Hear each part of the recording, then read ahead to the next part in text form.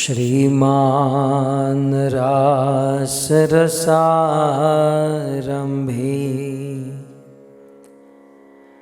वंशीवटतटस्थिता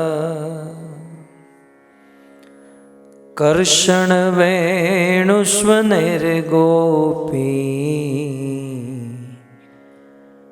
गोपीनाथाश्रियेस्तु नः गोपीनाथाश्रियेस्तु नः।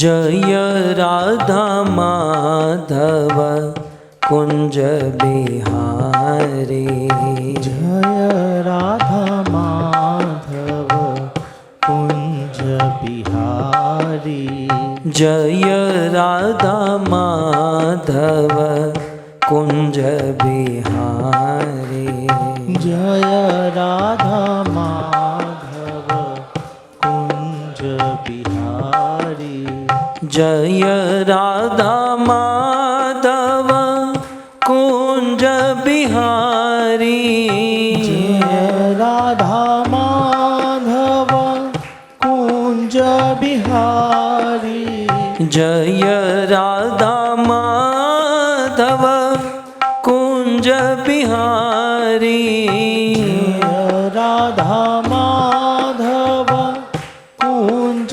बिहारी, गोपी जनवल्लभ गिरिवरधारी, गोपी जनवल्लभ गिरिवर, गोपी जनवल्लभ गिरिवरधारी,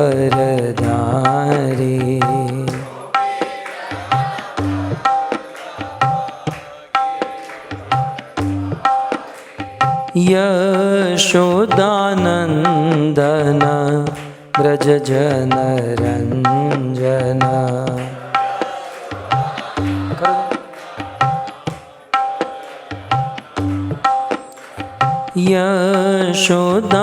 यशोदानंदन ब्रज जनरंजन,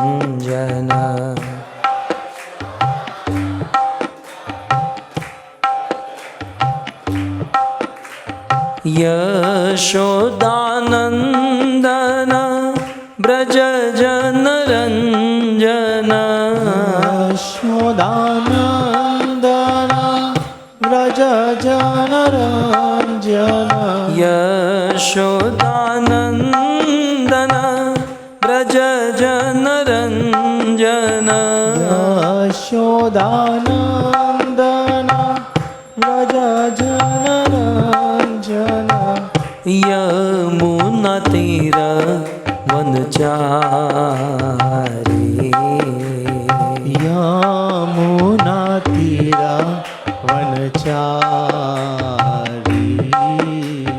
जय राधा माधव कुंज बिहारी, जय राधा माधव कुंज बिहारी, जय राधा माधव कुंज बिहारी, जय राधा माधव कुंज बिहारी,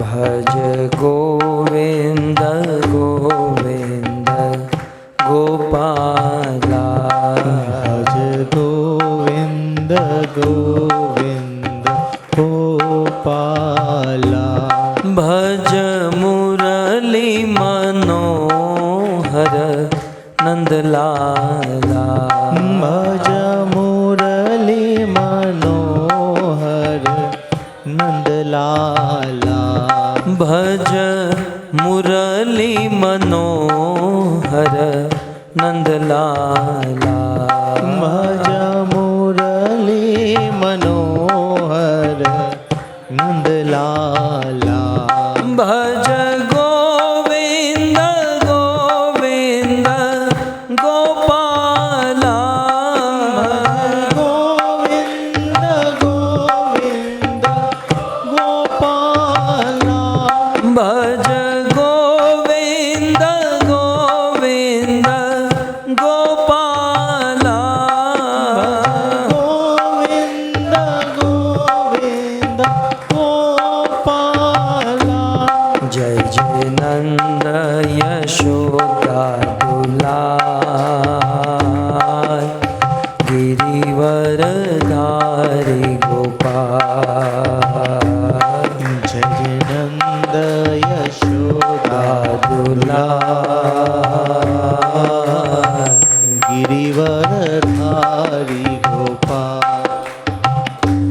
गोपाल गोपाल गोपाल गोपाल गोपाल गोपाल गोपाल गोपाल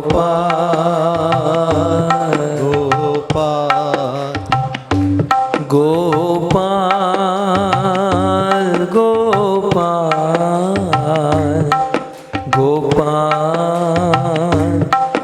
गोपाल गोपाल गोपाल गोपाल गोपाल जय जय नंद यशोदा दुलार गिरिवर धारी गोपाल जय जय नंद यशोदा दुलार गिरिवर धारी गोपाल जय जय नंद यशोदा दुलार गिरिवर धारी गोपाल जय जय नंद यशोदा दुलार गिरिवर धारी गोपाल हरे कृष्णा कृष्णा कृष्णा हरे हरे हरे राम राम राम हरे हरे हरे कृष्णा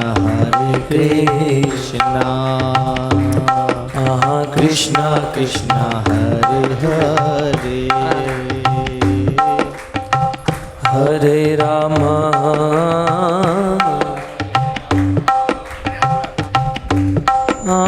हरे कृष्णा कृष्णा कृष्णा हरे हरे हरे राम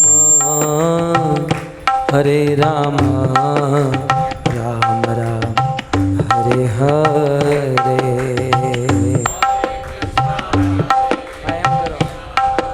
ऑफ करना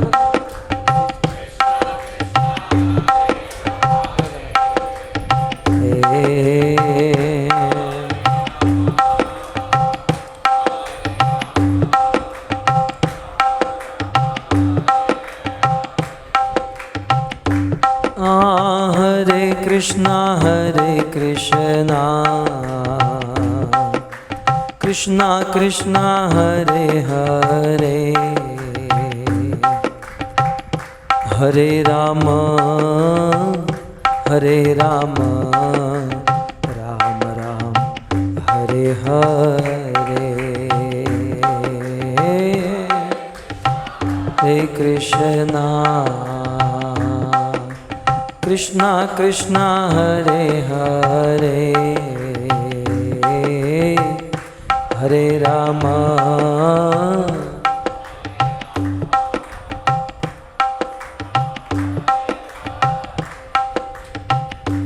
हरे कृष्णा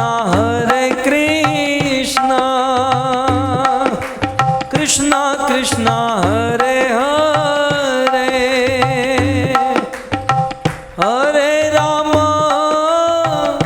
हरे राम राम राम हरे हरे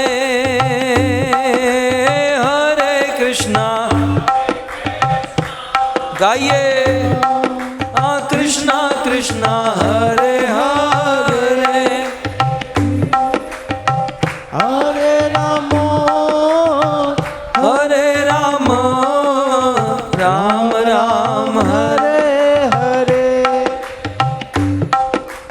राधा गोपीनाथ राधा गोपीनाथ राधा गोपीनाथ राधा गोपीनाथ રાધા ગોપીનાથ રાધા ગોપીનાથ રાધે જગન્નાથ જગન્નાથ બલદેવ જય સુભદ્રા જગન્નાથ જગન્નાથ બલદેવા જય સુભદ્રા જગન્નાથ જગન્નાથ બલદેવ જય સુભદ્રા જગન્નાથ જગન્નાથ બલદેવા જય સુભદ્રા હા ગૌરનિતાય જય ગૌરનિતાય ગૌરનિતાય જય ગૌરનિતાય ગૌરાનિતાય જય ગૌરાનિતાય ગૌરાનિતાય જય ગૌરાનિતાય પ્રભુપાદ પ્રભુપાદ પ્રભુપાદ શીલ પ્રભુપાદ પ્રભુપદ પ્રભુપદ પ્રભુપદ શ્રીલ પ્રભુપદ જય જય પ્રભુપાદ પ્રભુપાદ પ્રભુપાદ પ્રભુપાદ જય જય જય પ્રભુપાદ પ્રભુપાદ પ્રભુપાદ પ્રભુપાદ નિતાય ગૌર હરિ બોલ હરિ બોલ હરિ બોલ હરિ બોલ નિતાય ગૌર હરિ હરિ બોલ હરિ બોલ હરિ બોલ હરિ બોલ युग धर्म हरिनाम संकीर्तन की श्री राधा गोपीनाथ भगवान की श्री गौर निताय की शिल प्रभुपाद की निताय गौर प्रेमानंद હરિ હરિ બોલ आराध्यो भगवान ब्रजेश तनय तद्धाम वृंदावना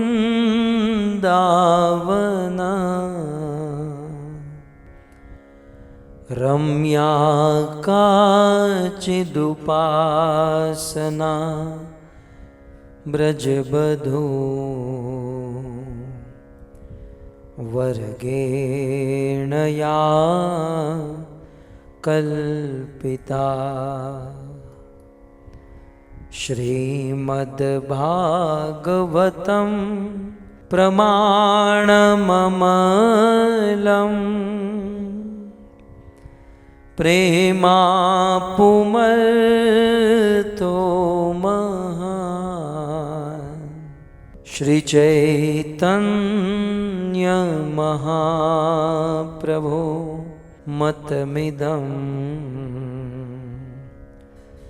तत्रादरो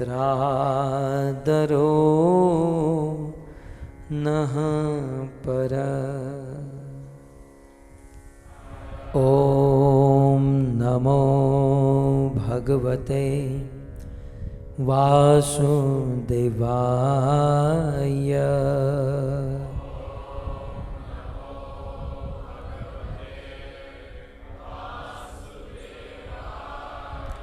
ॐ नमो भगवते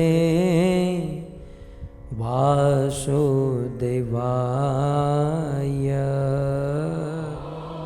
નમો ભગવતે વાસુદેવાય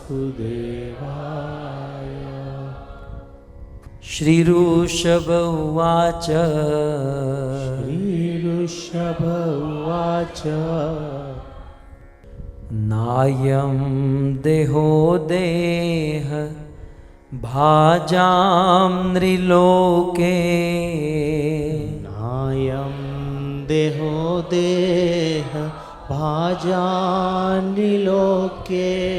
कष्टान् कामान् हते वीडभुजां ये कष्टान् कामान् हते वीडभुजां ये तपो दिव्यं पुत्रकायेन सत्वम् तपो दिव्यं पुत्रकायेन सत्वं शुद्ध्ये तस्मात् ब्रह्म सौख्यं त्वनन्तम् शुद्धे ब्रह्मसौख्यं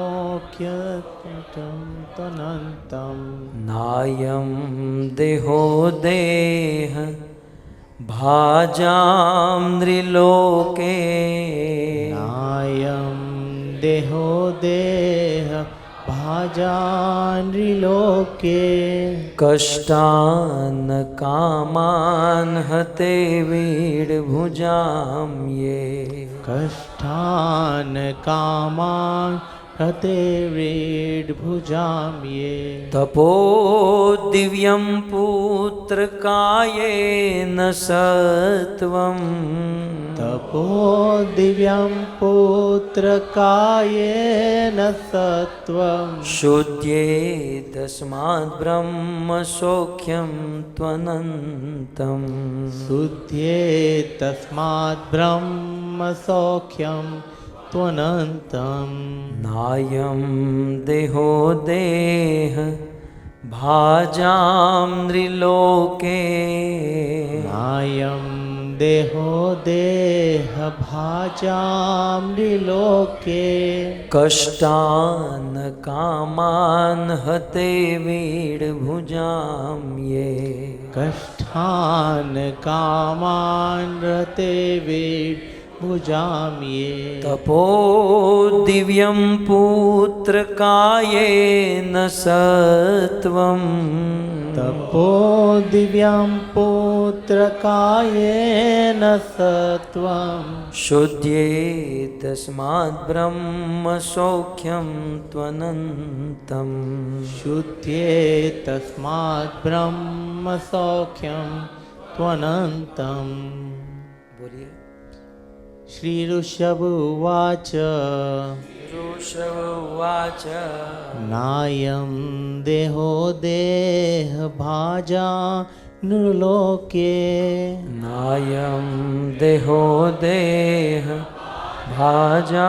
नृलोके कष्टान् कामान् हते वीडभुजां ये कष्टान् कामान् हते वीडभुजां ये तपो दिव्यं पुत्रकायेन सत्वं तपो दिव्यं पुत्रकायेन सत्वम् शुद्धे तस्मात् ब्रह्म सौख्यं त्वनन्तं शुद्धे तस्मात् ब्रह्म सौख्यं त्वनन्तम् ऋषभ उवाच भगवान ऋषभ ने कहा न नहीं अयम यह देह शरीर देह भाजाम समस्त देहधारियों का नृलोके इस संसार में कष्टान कष्टकारक कामान इंद्रिय तृप्ति अर्हते चाहिए विडभुजाम विष्ठा खाने वालों का ये जो तपह तपस्या दिव्यम दिव्य पुत्र का हे पुत्रों ये न जिसके द्वारा सत्वम हृदय शुद्ध्येत पवित्र होता है, यस्मात् जिससे ब्रह्म सौख्यम आध्यात्मिक आनंद तो निश्चय ही अनंतम अनंत। अनुवाद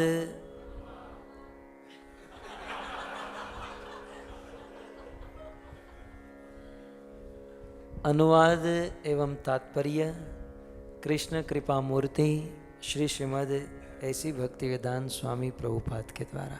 श्रील प्रभुपाद की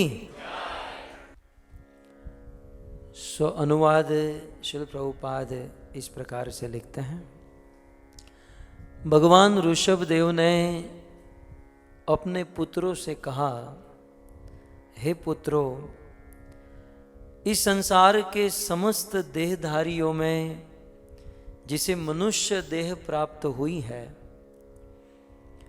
उसे इंद्र तृप्ति के लिए दिन रात कठिन श्रम नहीं करना चाहिए, क्योंकि ऐसा तो मल खाने वाले कुकर शुकर भी कर लेते हैं। मनुष्य को चाहिए कि भक्ति का दिव्य पद प्राप्त करने के लिए वह अपने को तपस्या में लगाए। ऐसा करने से उसका हृदय शुद्ध हो जाता है, और जब वह इस पद को प्राप्त कर लेता है तो उसे शाश्वत जीवन का आनंद मिलता है, जो भौतिक आनंद से परे हैं और अनवरत चलने वाला होता है। नमो विष्णुपादाय कृष्ण पृष्ठाय भूतले श्रीमते भक्ति वेदांत स्वामी इति नामिने। नमस्ते सारस्वते गौरवाणी प्रचारिणे निर्विशेष शून्यवादी पाश्चात्य देशतारिणे।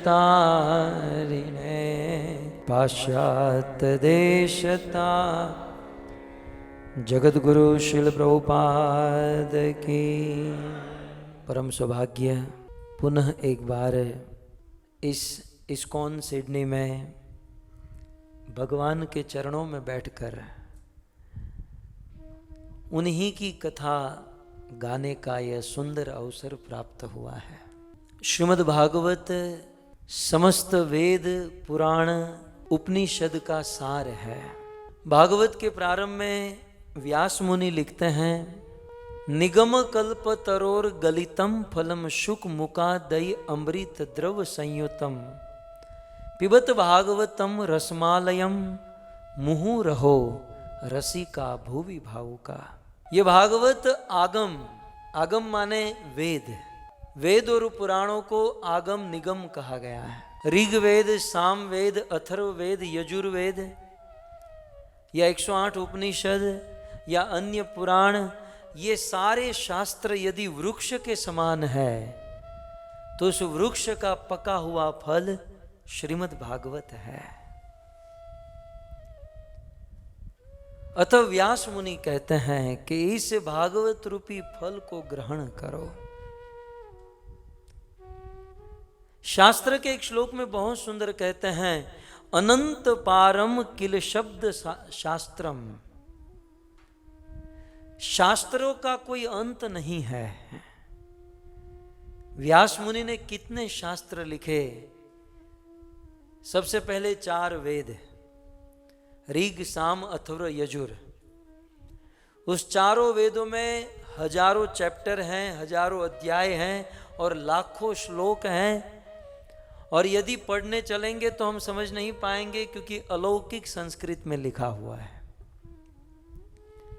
तत्पश्चात 108 उपनिषद, कठ उपनिषद, केन उपनिषद, श्वेताश्वर, कली संतरण, 108। 1,00,000 श्लोक रचित महाभारत, रामायण, और फिर फिर ब्रह्मांड पुराण, मत्स्य पुराण, गरुड़, शिव, वामन, ऐसे 17 पुराण। तो कहते हैं अनंत पारम किल शब्द शास्त्रम, इन शास्त्रों का कोई अंत नहीं है। इसलिए बुद्धिमान व्यक्ति वो है जो शास्त्र के सार को ग्रहण कर लेता है। क्योंकि हमारा जीवन कमल दल जल जीवन टलमल, कमल के पत्ते के ऊपर पानी की बूंद होती है, ये गिरी, जीवन का कोई भरोसा नहीं। इसलिए सार को ग्रहण कर लेना चाहिए। और सभी शास्त्रों का सार श्रीमद् भागवत है। ऐसे समय पर नरोत्तम दास ठाकुर के वचन याद आते हैं कि वामन हैया चांद धरीते इच्छा करे।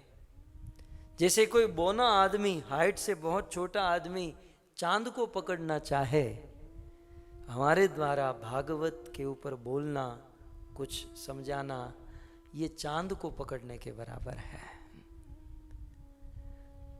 तथापि मुखेर भाग्य मनेर उल्लास, लेकिन फिर भी योग्यता नहीं है, लेकिन फिर भी मन में एक रुचि है, एक आनंद है। सबसे पहले तो समाज में भी ऐसी चर्चाएं चलती हैं कि भाई आजकल सक्सेस कौन है, आजकल सफल कौन है। तो हम क्या ना हमारी बुद्धि से तय करते हैं कि ये आदमी सफल है, ये आदमी सफल है, ये आदमी सफल है। पहले तो ये समझिए कि सफलता की परिभाषा, सक्सेसफुल की परिभाषा सबके लिए अलग अलग है। पुलिस के समाज में, जो पुलिस वाले के समाज होता है ना, पुलिस वालों के समाज में जो चोर को ज्यादा पकड़ते हैं वो पुलिस सक्सेस माना जाता है। डॉक्टर के समाज में जो ज्यादा ऑपरेशन करते हैं वो सक्सेस डॉक्टर है। स्टूडेंट के समाज में जो ज्यादा मार्क्स लाते हैं वो सक्सेस स्टूडेंट है। और डाकू के समाज में जो ज्यादा चोरी करता है वो सक्सेस बंदा है। तो सबके लिए सफलता, सक्सेसनेस सबके लिए अलग अलग हो गई। लेकिन हमारी बुद्धि में, आपकी बुद्धि में सफलता क्या है ये मायने नहीं रखता। भगवान किसे सफल मानते हैं, प्रकृति किसे सफल मानती है, हमारे वेद शास्त्र किसे सफल कहते हैं, ये महत्वपूर्ण है। सफल पुरुष बनने का सबसे पहला पॉइंट ध्यान से सुनिएगा, हु इज सक्सेसफुल मैन। इस दुनिया में सफल पुरुष कौन है? वैसे सफल उसे कहा जाता है जिसमें ये सारे पॉइंट हैं। उनमें से पहला पॉइंट है कि जिसका भारत भूमि में जन्म हुआ वो सफल आदमी है। कि सबसे पहली सफलता यह है भारत में जन्म होना, भारत में। लेकिन भारत भूमि में जन्म होना ये सबसे बड़ी सफलता है। मैं रामायण से भी प्रमाण दूंगा, भागवत से भी प्रमाण दूंगा और भगवत गीता से। रामायण में स्वयं भगवान रामचंद्र ने कहा, बड़े भाग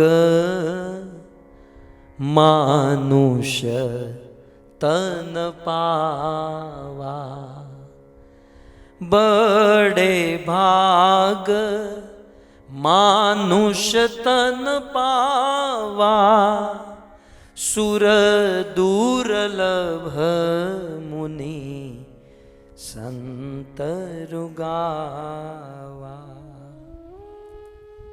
स्वयं भगवान रामचंद्र ने रामायण में कहा कि भारत भूमि में जिसका जन्म हुआ बड़े भाग, वो बहुत बड़ा भाग्यवान है। वेरी फॉर्चुनेट पर्सन, प्रभुपाद लिखते हैं, जिसका भारत भूमि में जन्म हुआ। बड़े भाग मानुष तन पावा। भगवान रामचंद्र कहते हैं सुर दुर्लभ, बड़े बड़े सूर माने देवताओं को भी भारत भूमि में मनुष्य का जन्म मिलना दुर्लभ है। सुर दुर्लभ, देवताओं को भी दुर्लभ। और संतों ने गाया, वेदों में लिखा कि मनुष्य जन्म और भारत भूमि में जन्म होना बड़े भाग, ये बहुत बड़े भाग्य की बात है, बहुत बड़ी सफलता है ये।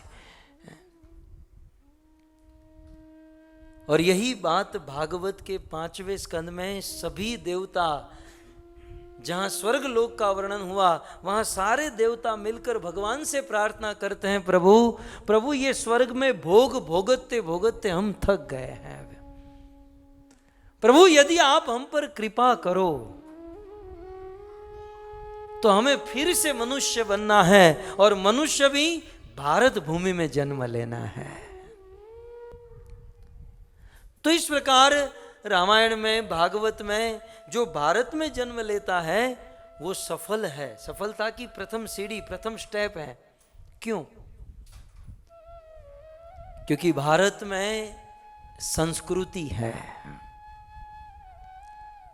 भारत में जन्मजात संस्कार है। अब मैंने कहा था ना पॉइंट अधूरा है, अब कंप्लीट कर रहा हूं। ये बात अलग है कि कुछ लोगों का भारत में जन्म होता है, फिर भी वो भारत के संस्कार न अपनाकर पाश्चात्य देश के संस्कार अपनाते हैं। उसके तो भाग्य ही फूटे हुए हैं, वो तो कुछ काम का नहीं है। तो सबसे बड़ी सफलता है कि भारत में जन्म होना।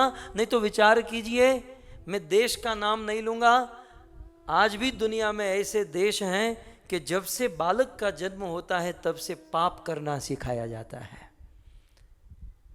2-2, 3-3, 5-5 साल की उम्र से ही बच्चों को बकरे को काटना सिखाया जाता है।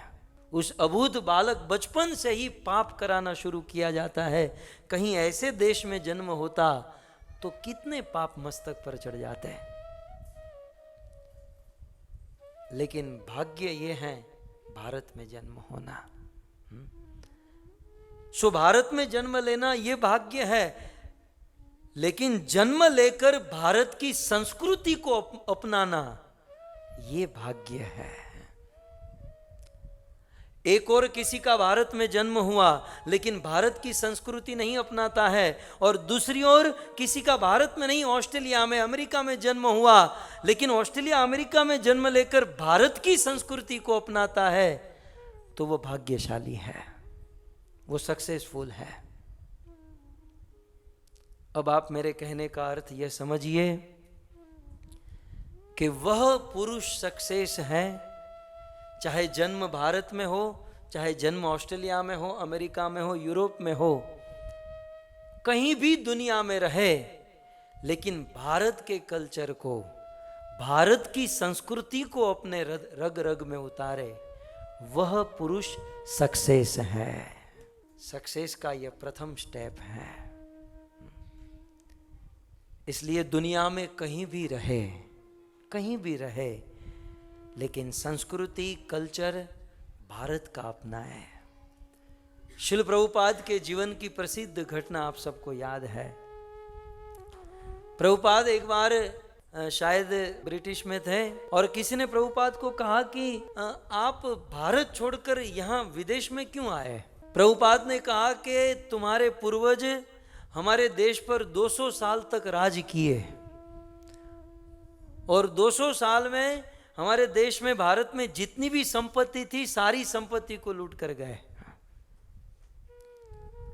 लेकिन वास्तव में जो संपत्ति लूटना चाहिए था वो नहीं लूट पाए, और वो थी भारत की संस्कृति। शिल प्रभुपाद ने कहा कि आपके पूर्वज साधारण धन को लूट लिए लेकिन वास्तविक संपत्ति को नहीं लूट पाए। मैं मेरे देश की वास्तविक संपत्ति लुटाने आया हूं, मैं मेरे देश की संस्कृति देने आया हूं, संस्कार देने आया हूं। और एक दिन ऐसा आएगा, आप मुझे याद रखिएगा, कि पूरे विश्व में भारत की संस्कृति राज करेगी। आज धीरे धीरे हो रहा है। ये योग जो है, योग पद्धति, इसके फाउंडर पतंजलि है और भारत से योग शुरू हुआ और आज वर्ल्ड योगा डे मनाया जाता है। आज पूरे विश्व ब्रह्मांड में लोग योगा कर रहे हैं, योग कर रहे हैं। ये भारत की संस्कृति पूरे विश्व में फैल रही है। आज पूरे विश्व में लोग वीगन हो रहे हैं। आज पूरे विश्व में संस्कृत की बोलबाला हो रही है। बड़ी बड़ी यूरोप, कैम्ब्रिज आदि यूनिवर्सिटी में संस्कृत सिखाना शुरू हो रहा है। धीरे धीरे जितने भी बुद्धिजीवी लोग हैं ये समझ रहे हैं कि वास्तव में भारत की संस्कृति, भारत का कल्चर धन्य है। आप करोड़ों रुपए कमा लिए, धन के ढेर खड़े कर दिए, लेकिन याद रखिएगा संस्कृति चूक गए, हमारे देश की संस्कृति चूक गए, आप हारे हुए हो। वो धन क्या काम का, वो गाड़ी बंगले क्या काम के? वास्तविक धन हमारे देश की संस्कृति है। और यह भार प्रभुपाद ने हम पर सौंपा है। हमारे आचार्य जितना कर सकते थे सब करके गए। अब हम भारत के जवानों को ये कार्य करना है, हम हमारी संस्कृति बचा कर रखें। लेकिन कलयुग के जीवों का भारतीय लोगों का दुर्भाग्य है कि इतनी सुंदर संस्कृति है भारत की, और अब तो विश्व भी उनको मानने लगा है। कुछ समय पहले यूनो देश में 250 राग में हमारे भारत के भजन को गाया गया। यूनो जैसी कंट्री में, और कैसे भजन गाया गया? 250 टून में 250 कंट्री के लोगों ने वह भजन गाया। रघुपति राघव राजा राम, पतित पावन सीता। अरे मैं तो देखकर हैरान, वो चाइनीज भी गाता है, वो तो अपनी भाषा में, वो तो अपना लहजा होता है ना। जापानीज भी गाता है, बौद्धिस्ट गाता है, अमेरिकन गाता है। 170 देशों ने मिलकर वो प्रसिद्ध भजन भारत का गाया। तो मैं ये कह रहा हूं, आज पूरी दुनिया हमारे देश की संस्कृति को मान रही है, अपना रही है, लेकिन हाय रे दुर्भाग्य, हमारे देश वाले ही हमारी संस्कृति को छोड़ रहे हैं। मैं तो बड़ा हैरान होता हूं कि चलो भाई, अमेरिका में, यूरोप में -0 डिग्री टेम्परेचर होता है, जीन्स पैंट पहनते हैं, शूट बूट टाई पहनते हैं, ये समझ में आता है। लेकिन भारत में 45 डिग्री सेल्सियस में कोई शूट बूट टाई पहनकर घूमे, इतनी गर्मी है, 45 डिग्री सेल्सियस तापमान है, और उसमें कोई शूट बूट टाई डालकर घूमे, तो ये अंधा अनुकरण नहीं तो और क्या है? अंधा अनुकरण है। उससे तो अच्छा ये धोती नहीं, एयर कंडीशन, वातानुकूलित है। अब आप हजारों डॉलर के कपड़े पहनिए, पैंट शर्ट आदि, लेकिन 250 की धोती में जो सुंदरता है वो हजारों डॉलर के पैंट शर्ट में नहीं है। आप कितने भी महंगे नेकलेस पहन लीजिए, कुछ भी पहन लीजिए, लेकिन ये तुलसी की कंठी में जो सुंदरता है, और कोई वैष्णव ये तिलक डालकर जब निकलता है, आप हजारों डॉलर के पैंट शर्ट पहनो, कोई नहीं देखेगा, लेकिन 250 के धोती कुर्ते तिलक डालकर देखो, सब लोग देखेंगे, हरे कृष्ण वाला जा रहा है, हरे कृष्ण वाला जा रहा है। काम तो यही है ना, लोगों को अट्रैक्ट करना। यही वास्तव। आज अब हम वार्म अप हो रहे हैं, धीरे धीरे आगे चल के हम बहुत बड़ी बातें आएगी। ठीक है, तो मैं सरल एक पॉइंट बताया जो मेरे माइंड में आया कि सफल पुरुष वो है जो भारत की संस्कृति को अपनाता है। मैं मेरी एक पर्सनल बात कह दूं, आप सब अपने हो। मैं 3 साल से अमेरिका रहता हूं। गुरु महाराज ने आदेश दिया, प्रीचिंग करता हूं। हालांकि मैं तो भारत की संस्कृति का प्रचार करने वाला, लेकिन मैंने मेरे जीवन में मेरे बच्चों को, मेरे फैमिली को इस प्रकार से सेट किया है कि हमारे जो पैरामीटर हैं, हमारी जो संस्कृति है, वो 100% भारत से फॉलो करना है। हमारा जो नाप जो है, हमारा जो मेजरमेंट है, वो सब भारत की संस्कृति से होना चाहिए। भले चाहे हम कि कोई भी कंट्री में रहे। यही है पुरुष की प्रथम सफलता। किसी के पास बहुत धन पैसे हो गए, ये कोई सफलता नहीं। पहली सफलता यह है कि हमारे अंदर भारत की संस्कृति कितनी काम करती है। भक्तों, 50-100 साल पहले पैसे इतने नहीं थे, लेकिन आदमी सुसंस्कृत हुआ करता था, अतः जीवन में सुख और शांति थी। आज पैसे बहुत हो गए, लेकिन संस्कृति नहीं होने के कारण, कल्चर नहीं होने के कारण सुख शांति निकल गई। सफल पुरुष वो है। ठीक है, एक पॉइंट। अब हम तो भागवत सुनने बैठे हैं, और हमें यदि सफल होना है तो किसी का एग्जाम्पल तो लेना होगा। ऐसे बहुत सारे एग्जाम्पल हैं भागवत में, लेकिन मैंने सोचा कि भागवत में यदि आप दृष्टि करो तो सबसे बड़ा सफल पुरुष यदि कोई है तो वो है महाराज भरत। भरत महाराज। अभी हमारे इतिहास में 3 भरत हुए। एक शकुंतला के पुत्र भरत, एक भगवान रामचंद्र के छोटे भाई भरत, और एक भगवान ऋषभ देव के पुत्र भरत। हमें जिस भरत की बात करनी है, जो हमारे लिए एक आइडल होगा, एक आदर्श, जिसको देखकर हम नाप सकते हैं सफल पुरुष किसे कहते हैं, सफल पुरुष में हम भरत जी को ले सकते हैं।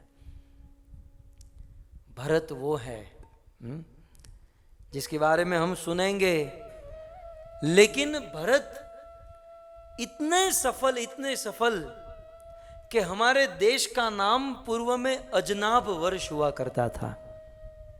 इतिहास में लिखा है हमारा देश अजनाब वर्ष नाम से प्रसिद्ध था।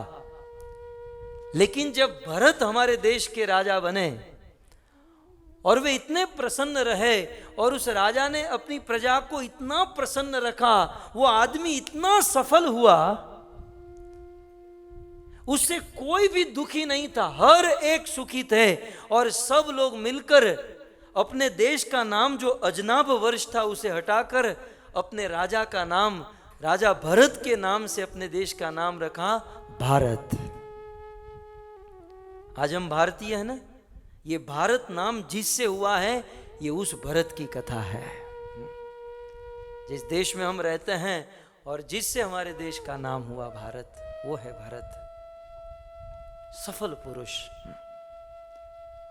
उनके जीवन में अनेकों सफलता उन कदमों में हुआ करती थी। भरत। तब एक बार महाराज परीक्षित ने पूछा सुखदेव गोस्वामी से, हे सुखदेव जी, ये महाराज भरत की सफलता का राज क्या है? एक आदमी इतना सफल कैसे हो सकता है? उनकी संस्कृति के रूप से, राज्य के रूप से, फैमिली के रूप से, सारी चीज जीवन में जो भी मिला वह सारी फील्ड में वे सफल हुए। तो एक आदमी इतना सफल कैसे हो सकता है? इसका कारण क्या है? सुखदेव गोस्वामी कहते हैं, परीक्षित, उस भरत ने अपने पिता के मुख से उपदेश सुना था, और वह इतना सुंदर उपदेश था,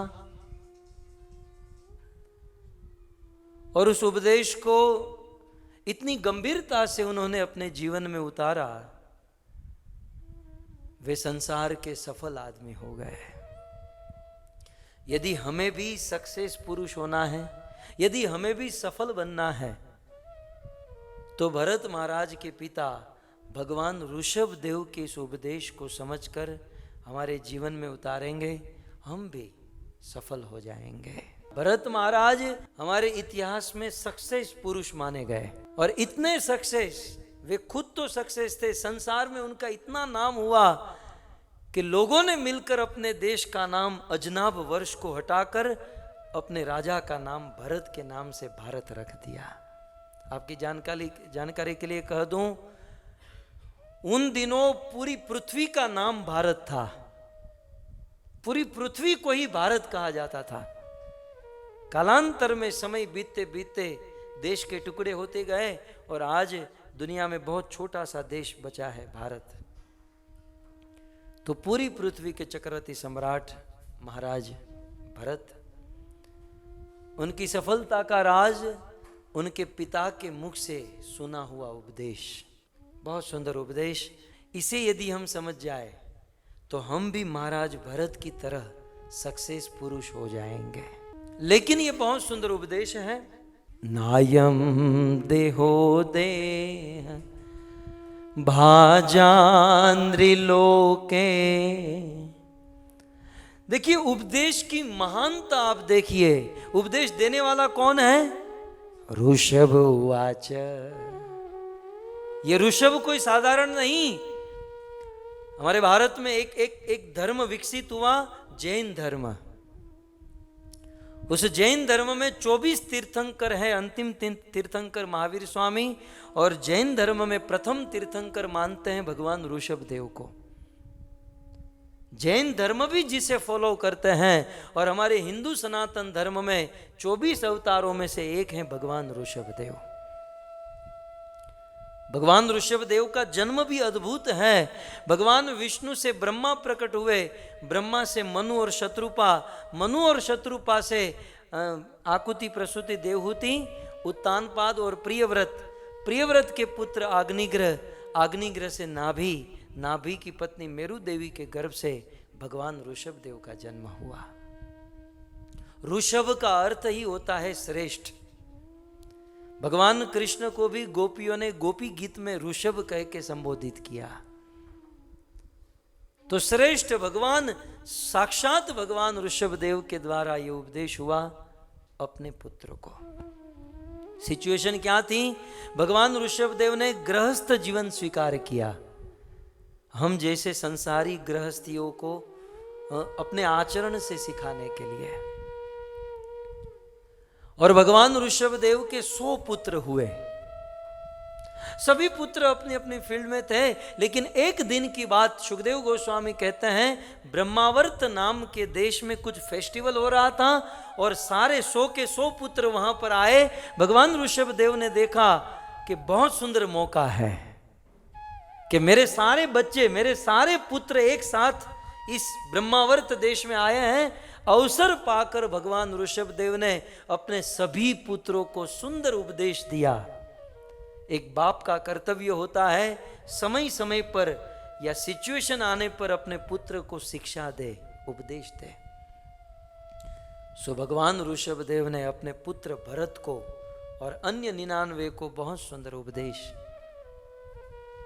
और वो उपदेश अद्भुत उपदेश है। आइए इस पर थोड़ा सा गौर फरमाए। नायम देहो देह भाजान लोके कष्टान कामान अर्हते विड भुजाम ये तपो दिव्यम पुत्र कायेन सत्वम शुद्ध्येत्यस्मात् ब्रह्म सौख्यम त्वनंतम। देखिए इस श्लोक में अन्वय के अनुसार यदि हम चले तो सबसे पहले शब्द लिया जाएगा पुत्र का। ये पुत्र का अर्थ क्या है? ये पुत्र का संबोधन है। संबोधन समझते हैं? जैसे आप लोग बैठे हैं, मैं कहूं प्रभु जी आप बहुत अच्छे हैं, ये स्माइल दे रहे हैं। मैं आपको नहीं कह रहा हूं, मैं तो एक एग्जाम्पल दे रहा हूं, ये तो फूले नहीं समा रहे हैं। तो ये संबोधन हुआ ना, प्रभु जी, माता जी। तो भगवान ऋषभ देव के सारे पुत्र बैठे हैं, भरत जी आगे बैठे हैं, और भगवान ऋषभ देव संबोधन देते हुए कहते हैं पुत्र का। अब पुत्र तो समझ में आ गया आपको, है ना? संस्कृत में पुत्र समझ में आ गया, लेकिन पुत्र का क्या होता है? तो एक विशेष शब्द है संस्कृत का। किसी पुत्र को प्यार से जब हम बुलाते हैं तो संस्कृत में पुत्र का हो जाता है। इसका अर्थ भगवान ऋषभ देव अपने संतानों को उपदेश देने जा रहे हैं और पुत्र का संबोधन दे रहे हैं, तो प्रेम से उपदेश दे रहे हैं। इसका अर्थ है हे मेरे प्रिय पुत्रों, हे मेरे प्रिय पुत्रों। इससे एक बात तो हमें समझने मिलती है कि जब भी हमें किसी को उपदेश देना हो तो प्रेम से उपदेश देना चाहिए। कुछ लोग तो ऐसा उपदेश देते हैं लगता है कि बंदूक की गोली चल रही है, धाड़ धाड़ धाड़ धाड़ धाड़। आप अपना हाथ ऊपर करके महामंत्र नहीं बोलेंगे तो हाथ कट जाएंगे। मतलब हाथ कटाने आए हैं तुम्हारे प्रवचन में हैं? कुछ लोग हैं। अब आप प्रवचन सुने, मुझे तो बड़ी हंसी आती है। इससे पुत्र का, देखिए भागवत के प्रत्येक श्लोक भगवान है। भागवत का एक शब्द पूरा भागवत है। मैं चाहूं तो 3 घंटा एक शब्द के ऊपर बोल सकता हूं, पुत्र का। आचार्यों ने भरपूर इस पर लिखा है। शिल प्रभुपाद ने तो सार दे ही दिया, लेकिन विश्वनाथ चक्रवर्ती ठाकुर, जीव रूप, श्रीधर स्वामी, इन आचार्यों ने बहुत कुछ इन श्लोकों के ऊपर अपना मंतव्य दिया। तब वे कहते हैं पुत्र का माने प्रेम से संबोधन। एक बात समझ लीजिए, किसी भी व्यक्ति को समझाने के लिए प्रेम से आप जितना समझाओगे और वो जितना अधिक समझेगा उतना क्रोध से नहीं समझेगा। क्रोध से कोई समझता ही नहीं है। क्रोध से मात्र केस बिगड़ता है, प्रेम से केस सुधरता है। खास करके हम हमारे घर पर जब किसी को उपदेश देने बैठते हैं, पत्नी को, बच्चों को, उसमें क्रोध के अलावा कुछ नहीं होता।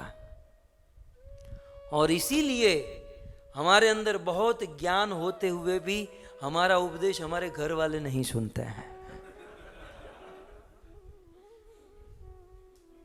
लेकिन भगवान ऋषभदेव, एक बाप अपने बेटे को कह रहा है और इन बच्चों ने इस उपदेश को स्वीकार किया। क्यों? क्योंकि प्रेम से सुना रहे थे। किसी भी वक्ता के बहुत गुण भागवत में बताए गए हैं। सुष्ठु, सारम, मितम, मधु, ये वाणी के गुण है। तो उन वाणी के गुणों में यह एक गुण है कि प्रेम से बोलना, प्रेम से कहना। चाणक्य पंडित ने कहा कि यदि सत्य यदि कड़वा हो तो मत बोलो, सत्य भी मधुर से बोलो, मीठे प्रेम से कहो। यदि कड़वा बोलोगे तो कोई नहीं सुने। कुछ लोग है ना, प्रभुपाद को फॉलो करे लेकिन अंधा फॉलो मत करे। कुछ लोग प्रभुपाद को एज इट इज फॉलो करने जाते हैं। प्रभुपाद का अधिकार है और अधिकार पूर्वक प्रभुपाद ने कई बार अपने प्रवचन में रास्कल संबोधन दिया। अब यहां पुत्र का संबोधन है, प्रभुपाद रास्कल संबोधन देते हैं, लेकिन वो उनका अधिकार था। अधिकार एक अलग चीज होती है, उसे जनरल बेस पर कभी नहीं लाया जाता। तो प्रभुपाद के कुछ फेनाटिक लोग जो है ना, वो भी जब तक 2-5 बार रास्कल नहीं बोलेंगे व्यासपीठ से नीचे नहीं उतरेंगे। उसका वो कोटा होता है कि बस 2-5 बार तो हम बोल के ही उतरना है, तभी हम प्रभुपाद के भगत माने जाएंगे। ऐसा नहीं है। प्रभुपाद के मूड को समझना है, उनके भाव को समझना है। सो पुत्र का एक प्रेम से संबोधन दे रहे हैं। समझ में आ गया? जब भी हमें कभी भी कुछ किसी को समझाना है, बोलना है, तो प्रेम से, क्योंकि प्रेम से ही लोग मानेंगे। और दूसरा, हे पुत्र का इति कृपायाम। विश्वनाथ चक्रवर्ती ठाकुर इसका दूसरा अर्थ कहते हैं, पुत्र का कहकर भगवान ऋषभदेव अपने पुत्र को कृपा दे रहे हैं, आशीर्वाद दे रहे हैं। जब तक बोलने वाला गुरु या वक्ता सुनने वाले के ऊपर कृपा न करे, उसे आशीर्वाद न दे, तब तक वह बात सुनने वाले को समझ में नहीं आएगी, और समझ में भी आ जाए वह जीवन में अप्लाई नहीं कर पाएंगे। इसलिए भगवत गीता में कृष्ण ने क्या कहा? अर्जुन ज्ञानम तेहम स विज्ञानम। मैं तुम्हें ज्ञान तो दूंगा, लेकिन ज्ञान के साथ साथ विज्ञान दूंगा। ज्ञान का अर्थ है इंफॉर्मेशन, और इंफॉर्मेशन आप कहीं से भी ले सकते हो, यूट्यूब से, वीडियो से, टीवी से, बाहर बैठकर, अंदर बैठकर। इंफॉर्मेशन कोई बड़ी चीज नहीं है। और कभी कभी कोरा ज्ञान अभिमान पैदा कराता है। ज्ञान बड़ी चीज नहीं है, वह ज्ञान जीवन में उतर जाना, जीवन में अप्लाई हो जाना, जीवन में आचरित हो जाना, ये उत्तम चीज है। और ये कब होगा? जब बोलने वाला वक्ता या कोई गुरु कृपा करेंगे। मुझे याद आ रही है बात, श्री चैतन्य महाप्रभु रूप गोस्वामी को प्रयाग लेकर गए और दशश मेघ घाट पर 10 दिन तक महाप्रभु ने रूप गोस्वामी को उपदेश दिया। और वहां कविराज गोस्वामी लिखते हैं कि सबसे पहले चैतन्य महाप्रभु ने आशीर्वाद दिया, कृपा की, और फिर उपदेश दिया। इसलिए जब भी हम किसी से उपदेश सुने, ज्ञान सुने, कृपा की याचना करें। हम क्या है ना, हम बस हम कोई बोलता है तो बस उसको लिखने में ही पड़े रहते हैं, और ज्यादातर उद्देश्य ये होता है कि ये दूसरों को हमें सुनाना है। बस क्या होता है, ये जो बोल रहे हैं ये दूसरों को सुनाना है, मुझे नहीं सुनना है, दूसरों को सुनाना है। मैं अक्सर एक निवेदन करता हूं कि जब प्रवचन सुने तो उसे भाव से सुन लीजिए, क्योंकि लिखना अच्छी चीज है। आप प्रवचन सुनते समय लिखोगे तो 60% याद रह जाएगा, आप लिख लोगे, अच्छी चीज है। लेकिन जो आचार्य, जो वक्ता, जो गुरु कृपा करके आपके दिल में शब्द दे मार रहा है, वो आपके पेपर में आ जाएगा, वो आपके दिल में दे रहा है। लेकिन उसे हम लिख रहे हैं तो उससे वो हृदय में जो शब्द जाने चाहिए वो शब्द पेपर में आ जाते हैं, और पेपर में आए हुए शब्द फिर कहाँ वहीं पेपर में ही पड़े रहेंगे, कहाँ जाएंगे इसका कोई भरोसा नहीं है। इसलिए लिखे, प्रवचन के बाद जो रिकॉर्ड होता है उसे सुनकर कहीं बाद में लिखें, लेकिन जब साक्षात हम प्रवचन सुनते हैं तब ध्यान से, भाव से सुने, क्योंकि सुनाने वाला कृपा के साथ साथ ज्ञान दे रहा है, और वह कृपा महत्वपूर्ण है। ज्ञान तो कोई बड़ी चीज नहीं है। तो पुत्र का के दो अर्थ समझ आ गया। एक अर्थ प्रेम से संबोधन दे रहे हैं कि हे मेरे प्रिय पुत्रों, और पुत्र का माने आशीर्वाद देकर, कृपा करके उपदेश देना शुरू कर रहे हैं। तो हे मेरे प्रिय पुत्रों, कहते हैं अयम देह, ये जो अयम माने ये जो देह मिला है, कौन सा देह मिला है? तो कहते हैं नृणाम। नृणाम माने ये मनुष्य का जो देह मिला है नृलोके, इस पृथ्वी लोक के ऊपर, इस पृथ्वी लोक पर हमें जो मनुष्य का शरीर मिला है, ये मनुष्य का शरीर है। कष्टान कामान अर्हते विट भुजामिये, ये मनुष्य का शरीर भोग भोगने के लिए नहीं मिला है। भगवान ऋषभदेव का प्रथम सिद्धांत, ये मनुष्य शरीर भोग भोगने के लिए नहीं मिला है। किसकी तरह? तो विट भुजामिये, विष्ठा खाने वाले सुअरों की तरह, पशुओं की तरह भोग भोगने के लिए मनुष्य जीवन नहीं मिला है। श्रील प्रभुपाद ने लिखा कि भोग भोगने वाले आदमी की वैल्यू क्या है? प्रभुपाद कहते हैं सुअर जितनी। जिसकी बुद्धि भोगों में रची पची है, जो बस रात दिन भोग भोगत रहा है, वो दुनिया वालों को लगता है कि ये तो एंजॉय कर रहा है, तो बड़ा आदमी है, लेकिन ईश्वर की निगाह में वो सुअर से ज्यादा कुछ नहीं है। भगवान ऋषभदेव कहते हैं विट भुजाम, ये विष्ठा खाने वाले सुअरों की तरह मात्र भोग भोगने के लिए मनुष्य जीवन नहीं मिला है।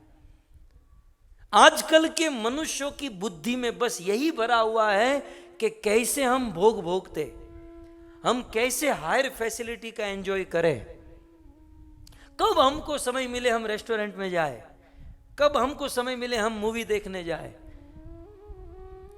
और लोग ऐसा मान चुके हैं कि असली सुख भोगों में है। क्यों? क्योंकि रात दिन आंखों से कानों से यही भरा जा रहा है, यही भरा जा रहा है। इतने एडवर्टाइजमेंट हो रही है, इतने पोस्टर, इतने बैनर।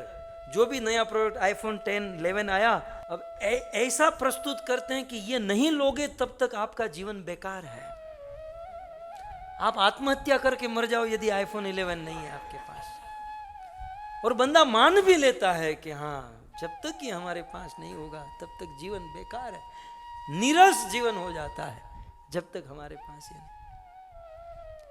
ये मूवी में, हॉलीवुड बॉलीवुड में क्या दिखाया जाता है कि जब तक लड़की लड़के मिलेंगे नहीं आपको कोई सुख नहीं मिलेगा। इसलिए बच्चों के दिमाग में ये घुस गया है कि जब तक ये भोग नहीं भोगेंगे, ये काम वासना नहीं करेंगे, तब तक जीवन में सुख नहीं आएगा। लेकिन सबसे ज्यादा दुख इन भोगों में है, ये हम समझ नहीं पा रहे हैं। क्या शब्द लिखा दूसरे लाइन में, कष्टान। मनुष्य जीवन प्राप्त करके जो भोग भोगते हैं कष्टान, वो कष्ट के अलावा कुछ नहीं पाएंगे। भोगों में कष्ट है। और हम तो क्या भोग भोगत रहे हैं। इतिहास में जिन जिन लोगों ने भोग भोगते हैं उनको आप पूछिए। महाराज ययाति अपनी उम्र का भोग भोगते, अपने बेटे की जवानी को लेकर भोग भोगते। महाराज पुरुरवा सतयुग में जिसका जन्म हुआ और त्रेता युग में भी जीवित थे, पूरे युग पर्यंत इन राजाओं ने अपने जीवन में भोग भोगते और अंत में इन राजाओं ने अपना अनुभव दिया कि किसी आदमी को अपने जीवन में कितना भी भोग मिल जाए कभी सुखी नहीं हो सकता। हमारे पास तो एक्चुअली भोग है ही नहीं है, और यदि भोग मिल भी जाए तो भोग भोगतने की क्षमता भी नहीं है। उन राजाओं के पास दीर्घ आयु थी, आयुष्य था, शरीर में बल था, उनके पास अप्सराएं हुआ करती थी, धन संपत्ति सब कुछ हुआ करता था, और भोग भोगता और अपना अनुभव उन राजाओं ने दिया कि भोगों में सुख नहीं है। भोगान भोगता वैमेव भोगता, ये भोग मात्र जलाने के लिए और तपाने के लिए होते हैं।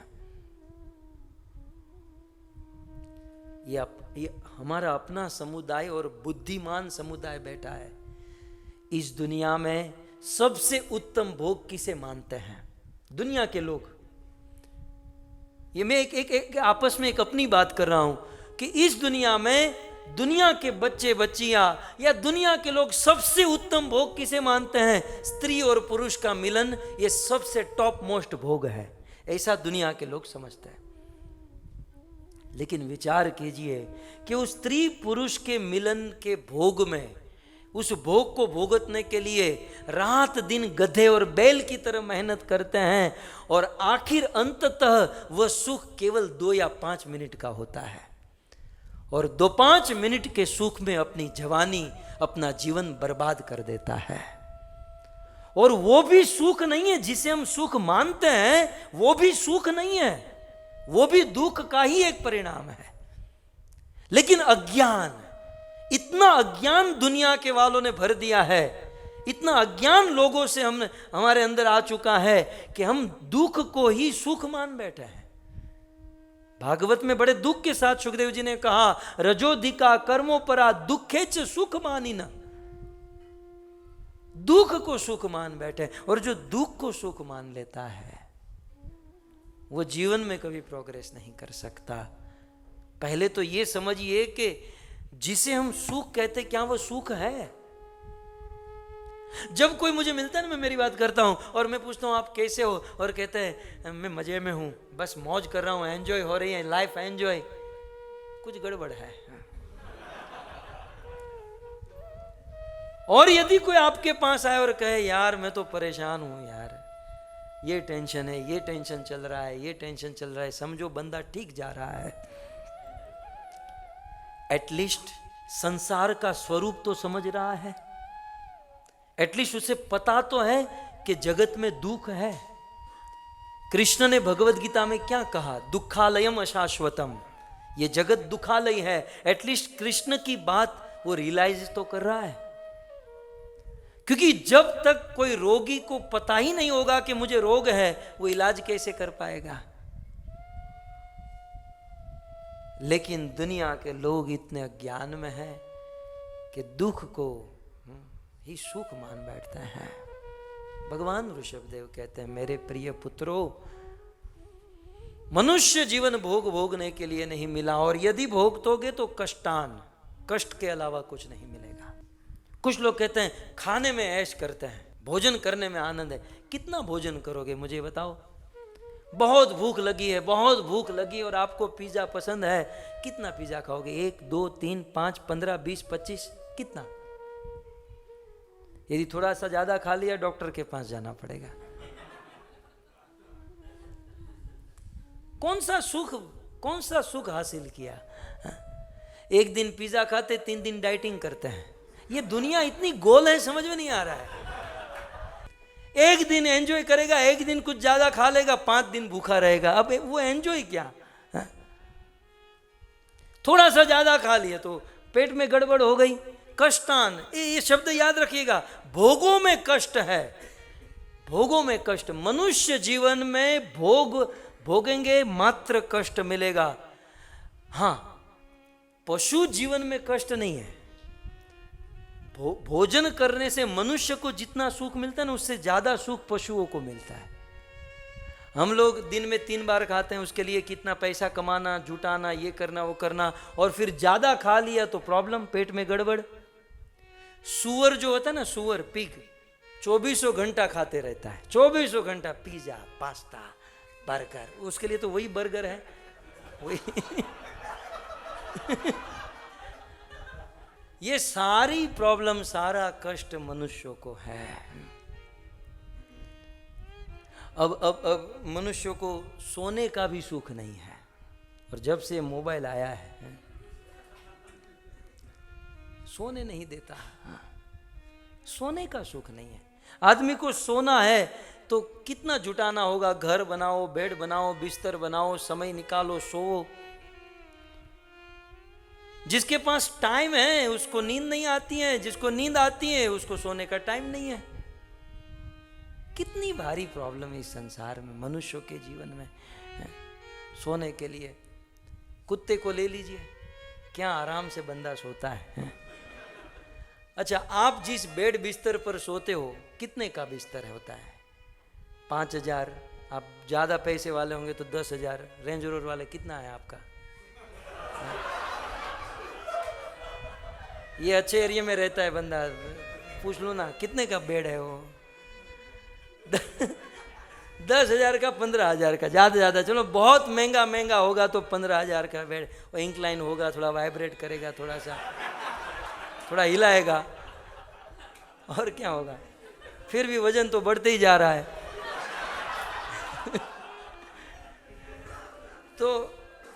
तो ज्यादा से ज्यादा हमारा 5, 10, 15,000 का बेड है, और कुत्ता सोता है BMW के नीचे, 50,000 का बेड। BMW चली गई तो मर्सिडीज के नीचे सो जाता है। कहने का अर्थ यह है कि मनुष्य जीवन भोगने के लिए नहीं मिला, मनुष्य जीवन मिला है। मनुष्य जीवन भोग, क्योंकि मनुष्य जीवन में भोग मात्र और मात्र कष्ट देंगे, दुख देंगे। समझिए, इसमें कुछ कोई तत्व है, यहां पर कुछ इसमें जीवंत वस्तु है जो आत्मा को सुख देती है। कहने का अर्थ, एक शब्द पकड़िए, नायम देह भाजान लोके। ये मनुष्य शरीर भोगने के लिए नहीं मिला है, क्योंकि भोगों में मात्र कष्ट मिलेगा, दुख मिलेगा। शराब पीने वाला सोचता है कि मैं एंजॉय कर रहा हूं, क्या वो एंजॉय कर रहा है? अपने शरीर को बर्बाद कर रहा है। सिगरेट पीने वाला सोचता है कि मैं एंजॉय कर रहा हूं, क्या वो एंजॉय? ये सिगरेट पीना लोग भोगते हैं, एंजॉय है। वो सिगरेट नहीं पी रहा, सिगरेट उनको पी रही है।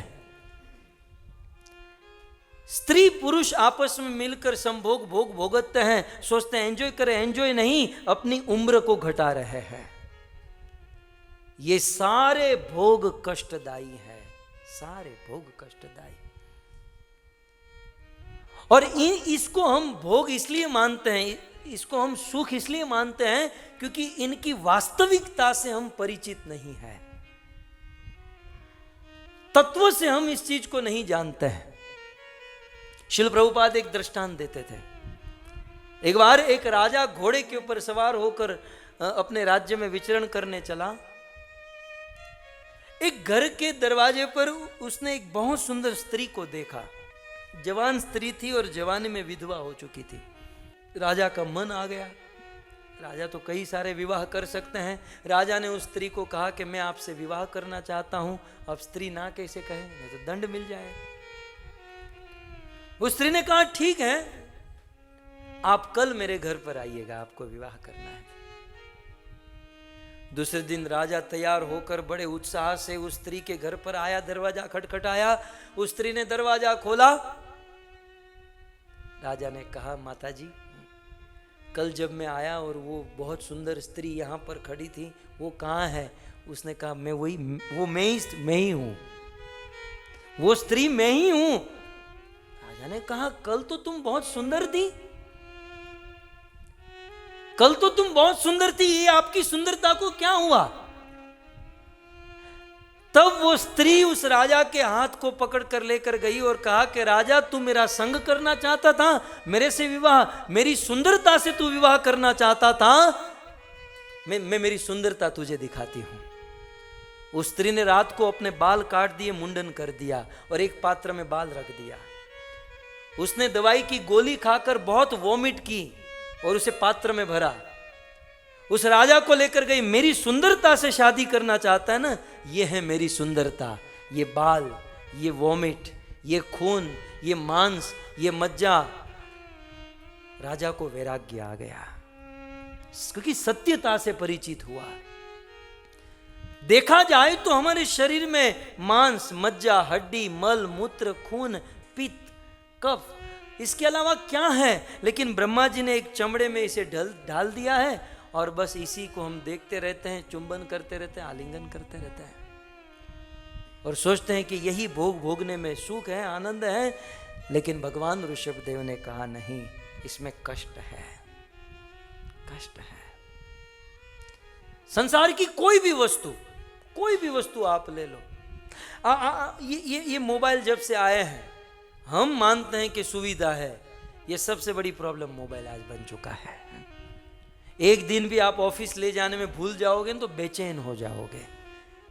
और जब से मोबाइल आए हैं, झूठ बोलना इतना शुरू हो गया है। ये वास्तव में दुर्गति है।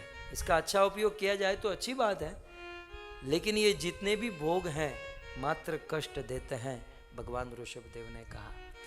ठीक है, इतना समझ में आ गया कि मनुष्य जीवन भोगने के लिए नहीं है, क्योंकि मनुष्य जीवन में भोगेंगे, कष्ट के अलावा कुछ नहीं मिलेगा। यदि आप बुद्धिमान होंगे, आप सोचकर याद कीजिए, जितने भी भोग हैं मात्र कष्ट, और जितने भी भोगोगे फ्यूचर में कष्ट ही मिलेगा, क्योंकि ये भगवान का वचन है। और इतिहास में महाराज पुरूरवा ने तो यहां तक कह दिया, किसी आदमी को संसार की सारी संपत्ति दे दो, संसार की सारी रेस्टोरेंट उनके नाम पर करा दो, सारी स्त्रियां उनको दे दो और लंबी उम्र दे दो, और फिर भी उसे कहो कि इसे भोग कर आप सुखी हो जाओगे, वो तब भी सुखी नहीं हो पाएगा, क्योंकि भोग में सुख है ही नहीं।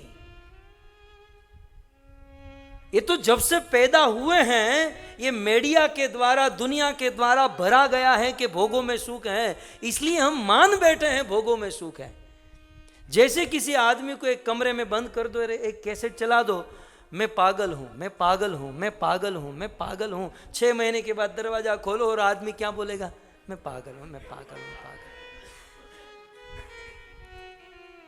तो रात दिन बचपन से लेकर 25, 30, 40 साल तक बच्चों के मन में बस यही भरा जाता है, और फिर मान बैठते हैं कि ये भोग में ही सुख है और उसी के पीछे रचे पचे रहते हैं।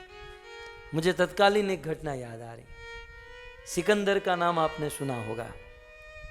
सिकंदर जब पूरी दुनिया को जीतने निकला तो किसी ने कहा था, तू भारत जाएगा ना तो भारत के संतों से तू मिलना, क्योंकि भारत के संत विभूति होती है। सिकंदर जब पूरे भारत को लूट कर वापस लौट रहा था, सोचा मुझे किसी ने कहा भारत के संत से मिलना, चलो मिल कर जाता हूं। एक संत रास्ते पर एक अपनी चद्दर फैलाकर आराम से पांव के ऊपर पांव चढ़ाकर ऐसे सोए हुए थे। सिकंदर आया, महाराज प्रणाम। प्रणाम। कौन है तू? बोला मैं सिकंदर। कौन सिकंदर? महाराज ने कहा कौन सिकंदर? सिकंदर का नाम नहीं जानते? पूरी दुनिया जिनके नाम से कांपती है, पूरी दुनिया को जीत कर मैं निकला हूं, पूरी दुनिया को जीतने के लिए निकला हूं मैं, वो सिकंदर अलेक्जेंडर। साधु ने शांति से कहा, अच्छा तू पूरी दुनिया जीतेगा? हाँ महाराज। मुझे ये बता, पूरी दुनिया जीतकर करेगा क्या? आप जानते नहीं हो, पूरी दुनिया जीतूंगा, बहुत बड़ा महल बनाऊंगा। ओ, बहुत बड़ा महल बनाएगा? फिर महल बनाकर क्या करेगा? महल बनाऊंगा, महल में मैं मेरा बेडरूम बनाऊंगा, और बेडरूम में बहुत अच्छा सा एक बेड बिस्तर बनाऊंगा, और आराम से मैं सोऊंगा। अच्छा, मतलब तुझे अल्टीमेटली आराम से चैन से सोने के लिए दुनिया जीतने निकला है? यदि चैन से सोना ही है तो आजा मेरी बाजू में डाल दे एक बिस्तर, मुझे कौन सी चिंता है। तुझे चैन से सोना ही चाहता, तेरा लक्ष्य यही है, तो फिर इतनी फजीयत क्यों कर रहा है? आजा डाल दे मेरे बाजू में। सिकंदर, सच कहता हूं, यदि बिस्तर डाल दिया होता तो आज वैकुंठ में होता, लेकिन निकल गया, साधु की संगति नहीं किया, और फिर उसे कैंसर हुआ, मरना पड़ा। इतिहास आप जानते हैं। कहने का अर्थ यह है, भोगों में सुख नहीं है।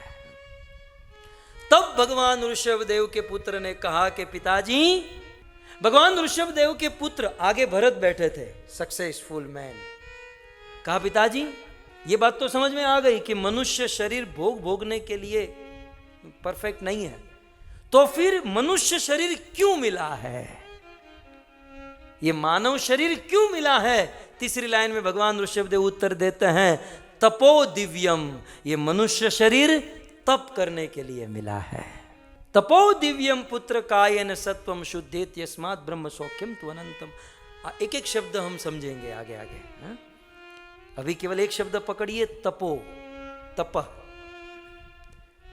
मनुष्य जीवन मिला है तपस्या करने के लिए, न तो भोग भोगने के लिए, तप करने के लिए। एक बात समझ लीजिए, तप करने से जो सुख मिलेगा वो भोग भोगने से नहीं मिलेगा। आप अपने जीवन में सोच लीजिए या आगे अनुभव करके देख लीजिए कि एक दिन आप रात को भोग भोग कर देखिए, और एक दिन एकादशी निर्जला रख कर देखिए। भोग भोगने के बाद आपको सुख नहीं, कष्ट, दुख ही मिलेगा। लेकिन एक दिन आप तप कीजिए, भगवान के लिए एक दिन निर्जल उपवास कीजिए, और जो आनंद आएगा, शरीर अंदर से एक आनंद की अनुभूति होगी, एक उत्साह होगा, वाणी का तेज, शरीर का तेज बढ़ेगा। आपके पास $100 है, उस $100 अपने पर खर्च करके स्वयं भोग भोगने से उतना आनंद नहीं मिलेगा जितना किसी को दान करने से, किसी का पेट भरने से, या किसी को सुखी करने से मिलेगा। सुख जो है, भगवान ऋषभदेव ने कहा, भोग में नहीं तप में है, तपस्या में सुख है, तपस्या में। इसलिए हमारे जीवन को तपस्या में ढालना चाहिए। हमारा क्या ना, बचपन से ही हमारे कल्चर में, या कई सारे माता पिता समझ नहीं पाते हैं और बच्चों को भोग सिखाते हैं कि बेटा ऐसे स्पून पकड़नी चाहिए, ऐसे फोर्क पकड़नी चाहिए, ये से खाना चाहिए। अरे हजारों जन्म से वही करते आया है। बच्चों को बचपन से ही भोग सिखाते हैं कि बेटा ऐसे भोग भोगना चाहिए, ऐसे भोग। बच्चों को भोग नहीं, बच्चों को तप, त्याग सिखाना चाहिए, त्याग। क्योंकि भोग भोगने का अभ्यास तो हजारों जन्मों से है। आपके सिडनी में ऐसे कोई क्लासेस है जहां सिगरेट पिलाना सिखाते हैं? ऐसे ऐसे रिंग करनी चाहिए, ऐसे धुआं उड़ाना चाहिए, ऐसा कोई क्लास है? यदि किसी को ज्वाइन करना हो तो है कोई क्लासेस? आपके सिडनी में ऐसे कोई क्लासेस हैं जहां दारू पिलाना सिखाते हैं? नहीं, ये सब सिखाने की जरूरत नहीं है, क्योंकि जीव करोड़ों जन्मों से ये करते आया है, और यही करते आया है, इसलिए तो भटक रहा है। यदि जीव सुखी होना चाहे, हम लोग सुखी होना चाहे तो भोगों से बुद्धि हटाकर, मैं नहीं कहता हूं कि आज के दिन में 100% हटा दो, लेकिन एटलीस्ट बुद्धि में ये समझो कि भोगों से धीरे धीरे बुद्धि हटाकर तप की ओर आगे बढ़े ताकि जीवन सुखमय हो जाएगा। तपस्या करने के लिए मनुष्य जीवन मिला है, भोग भोगने के लिए नहीं है। और देखो, इतनी बात सुनकर वो जैन धर्म जो है, इतनी बात सुनकर तप करने में लग गए। और आपको शायद पता होगा कि जैन धर्म में बहुत तपस्या होती है। भगवान ऋषभदेव ने कहा तपस्या करने के लिए मनुष्य जीवन मिला है, लेकिन वह तप किसके लिए होना चाहिए? तब आगे एक शब्द दिया, तपो दिव्यम। साधारण तपस्या नहीं, दिव्य तपस्या करने के लिए मनुष्य जीवन मिला है। और दिव्य तपस्या का अर्थ श्रीपाद श्रीधर स्वामी, जीव गोस्वामी, चक्रवर्तीपाद और हमारे शिल प्रभुपाद दिव्य शब्द का अर्थ करते हैं राम, कृष्ण या विष्णु। दिव्य का अर्थ क्या है? राम, कृष्ण या विष्णु। मनुष्य जीवन किस लिए मिला है? तपो दिव्यम, दिव्य तपस्या। दिव्य तपस्या का अर्थ है राम, कृष्ण या विष्णु के लिए तप करने के लिए मनुष्य जीवन मिला है। इसलिए मनुष्य जीवन प्राप्त करके भगवान राम, भगवान कृष्ण या भगवान विष्णु की भक्ति के लिए मनुष्य जीवन मिला है। भगवान रामचंद्र ने बहुत सुंदर कहा, बड़े भाग मानुष तन पावा। इतना सुंदर मनुष्य जीवन मिला, देवताओं को भी दुर्लभ। भागवत में प्रहलाद महाराज ने भी कहा ना, है कौमार आचरेत प्राज्ञो धर्मान भागवतानि दुर्लभम मानुषम जन्म तदप्य ध्रुवमर्थदम। मनुष्य जीवन बहुत कीमती है। तो किसी ने भगवान रामचंद्र को पूछा कि आखिर मनुष्य जीवन की महिमा क्या है? आप बार बार कहते हो कि कीमती है, क्या इसकी महिमा क्या है, इसका बेनिफिट क्या है? बहुत सुंदर बात भगवान रामचंद्र ने बताई।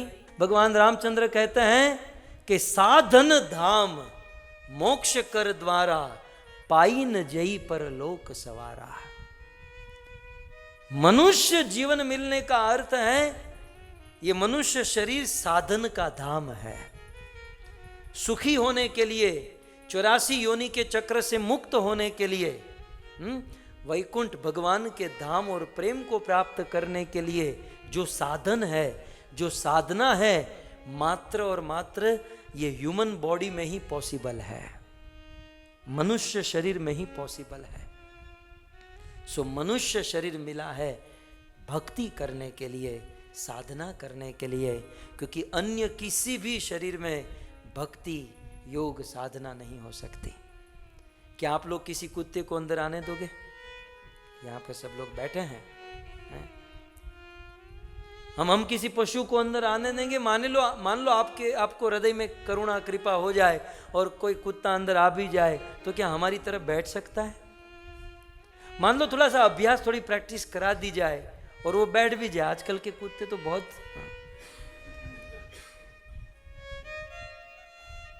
मान लो कुत्ता बैठ भी जाए तो क्या मेरी भाषा समझ पाएगा?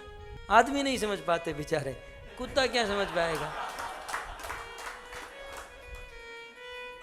और मान लो वह कुत्ता मेरी भाषा समझ भी जाए तो क्या वह जीवन में उतार पाएगा? नहीं, ये मात्र मनुष्य ही कर पाएगा।